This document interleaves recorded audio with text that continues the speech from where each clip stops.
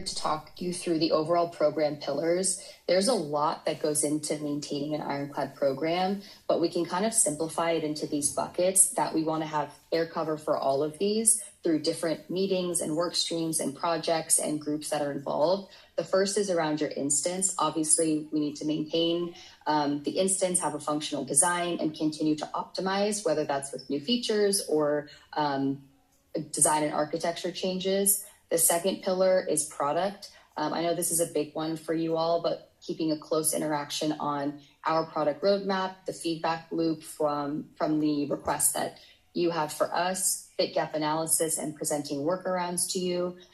The third pillar is the program. We want to make sure we're setting up a program structure and overall operating model that coordinates all of the resources that you need to support a successful program successfully.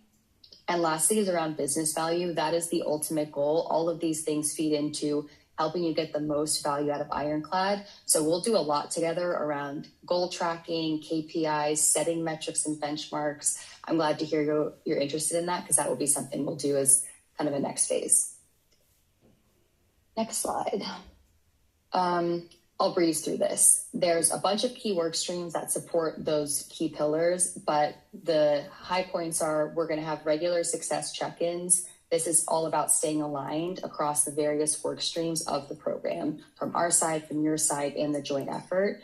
We also have joint success planning. We'll do this typically on an annual basis, where we set a joint plan with deliverables and initiatives and outcomes that we're looking to hit, with the ultimate goal of making the program as successful as possible and continually pushing it forward.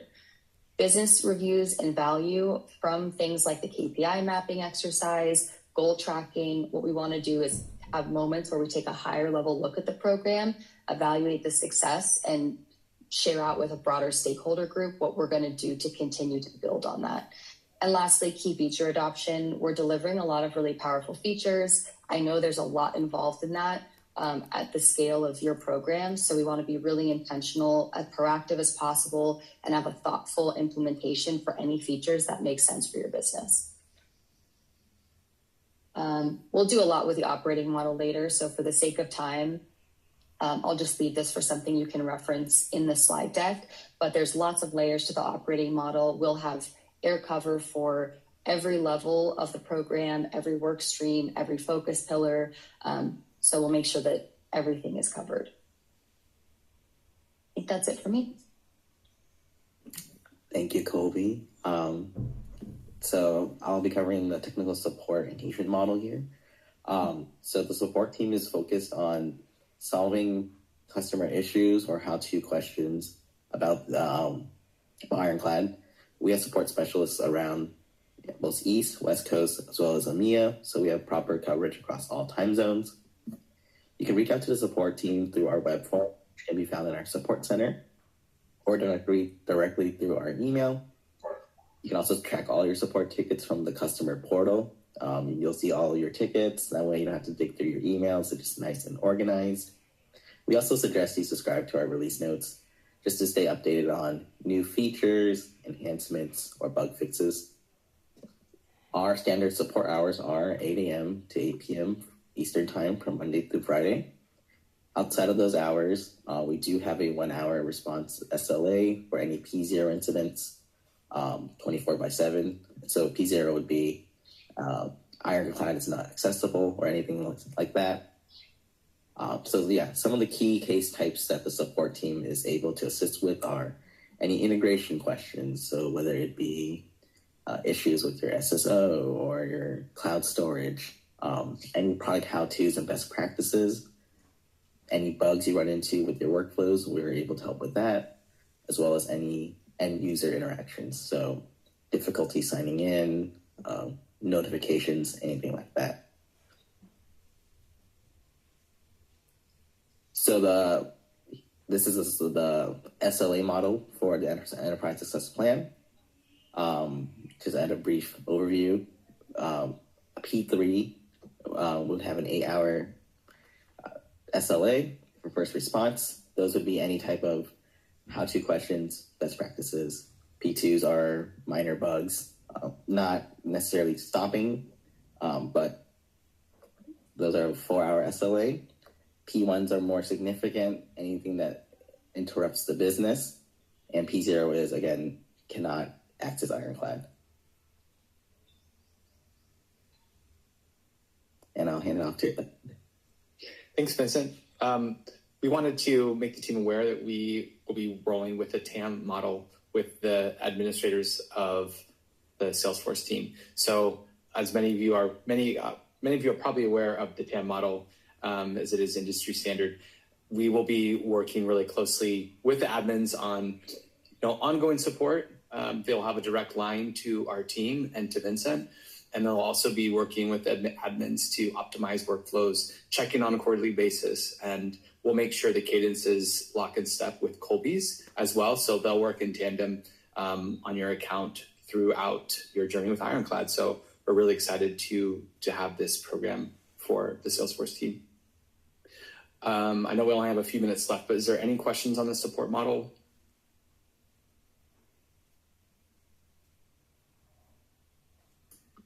Great. Thanks, Thad. Thanks, Vincent. Okay, so in terms of what's next, we will be sending out a professional services CSAT survey. That while this may seem like a minor thing, it's really huge for the professional services team here at Ironclad. So if you all wouldn't mind taking a couple of minutes to provide your feedback, we truly value it. It helps us do better for our next implementations with our next customers. We always want to be trying to up-level our services. So any feedback you have on the implementation experience you've had with myself, Ed, Katie, Dennis, Chelsea would be highly, highly appreciated. And then I included this your key resources slide just as a summary in case you have any questions about where do I go. If you are ever in doubt, the best place to start is with Colby. She can direct you to the appropriate resource if you're not sure who you should reach out to. And then in terms of some tactical next steps, I'll be sending you the closing memo.